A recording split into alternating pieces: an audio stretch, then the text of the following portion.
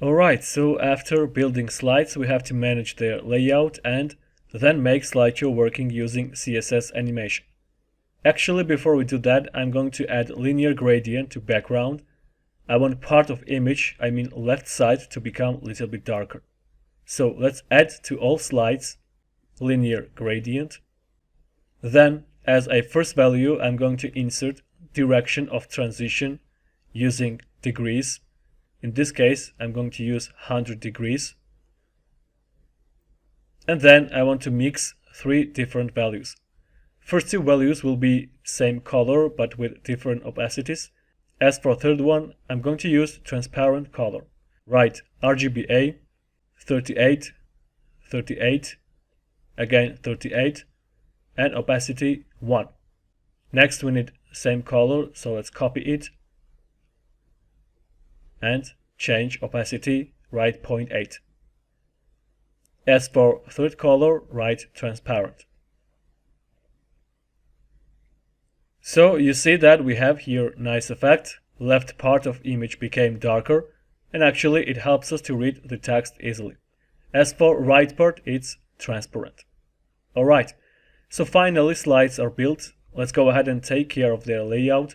For now, as you see, slides are placed vertically in a column, but we need to place them horizontally in a row. For that, I'm going to use Flexbox. Let's select div element, which has class name Slideshow, and assign to it display flex. So slides are placed horizontally in a row, but as you see, they lost their width. In order to fix that, we have to define width of slideshow as 400%. We use this value because we have 4 slides. Each of them has width 100%. So entire width of slideshow is distributed equally, and each slide takes up width of entire page. Besides that, let's define height as 100%.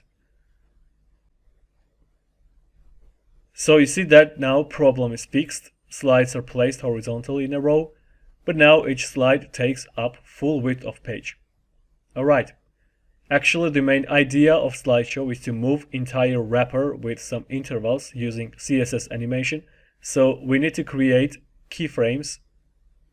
Let's call it slideshow. So we will move slides by manipulating on positions of slideshow, and in order to do that, at first we need to define position for it as relative. It will allow us to use top, left, right, and bottom properties. Alright, let's go back to animation. During slideshow, we will have several steps. From 0 to 10%, I don't want to change positions of slides, so write 0% and define left position as 0. Then duplicate it and instead of 0, write 10%. Next step will be 15%, on which first slide will move to the left side and will be changed by second one. So we need to move slides to the left side by minus 100%. Then from 15% to 25%, this position will be maintained. So we need again left minus 100%. Next step is 30%, on which we need to change again slide. So let's write left position and assign to it minus 200%. Let's duplicate this line and change 30% into 40%. After that, on 45%, we need again to change slide. So let's increase value of left position and make it minus 300%. Then duplicate and write here 55%. Alright, so at this point, all 4 slides are displayed, and now we need to move them back. Let's duplicate this line 5 times and then change values accordingly. On 60%, write minus 200%. Then next step is 70%, on which we need same value. Then next one is 75%. Let's make left position minus 100%. Then we have 85% with the same value. And lastly, write 90% and assign to left position 0. Alright, so that's all about keyframes. Let's assign to slideshow animation property. Insert here name of animation slideshow. Then as a duration, write 24 seconds. And in order to play slideshow infinitely, write infinite. So as you see, slides are moving and actually slideshow is working fine. As you noticed, we have down below scroll bar because width of slideshow is 400%. In order to fix that, we have to use overflow hidden and we need to assign it to slideshow wrapper. Alright, so for now everything works perfectly. Now it's time to write little JavaScript. As you remember from project preview, by default we need to display banner, and when we click button, then banner should be hidden and slideshow should be started. First of all, let's display back banner get rid of, display none. Then we need to hide slideshow wrapper. For that we can use display none, but I'm going to create fade effect, therefore let's use here opacity 0 and visibility hidden. And also we need to do one more thing. We have to get back black background.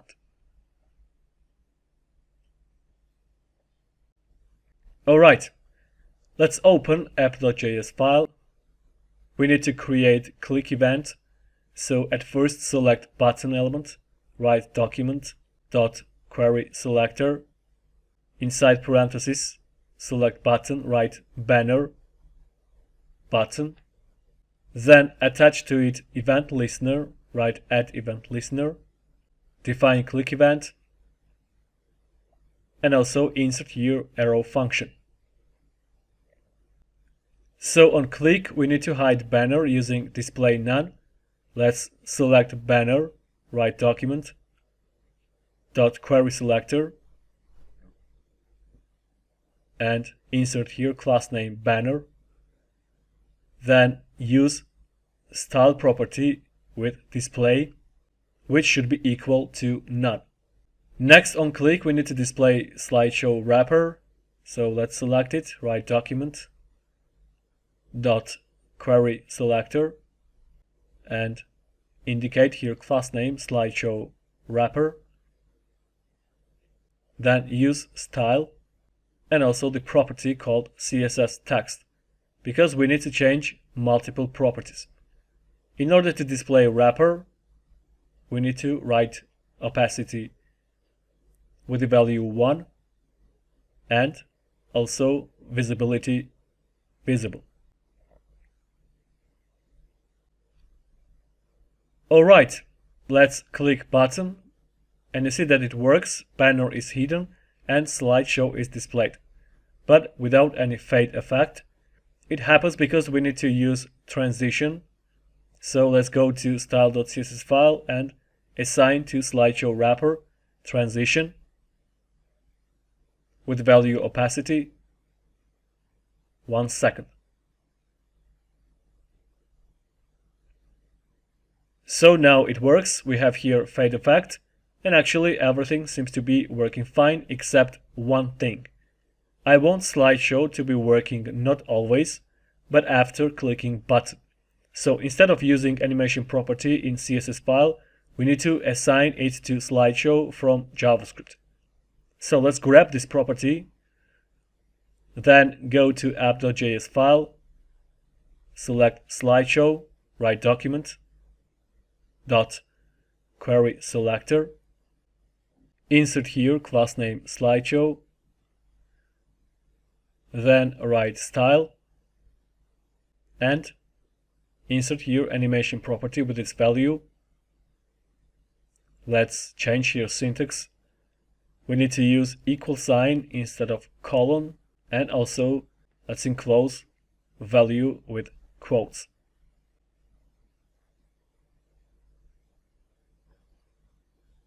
Alright, let's click, and now everything works perfectly. Actually, we can say that our project is almost finished, as usually we need to make it fully responsive on different screen sizes. So for that, let's move on to the next lecture.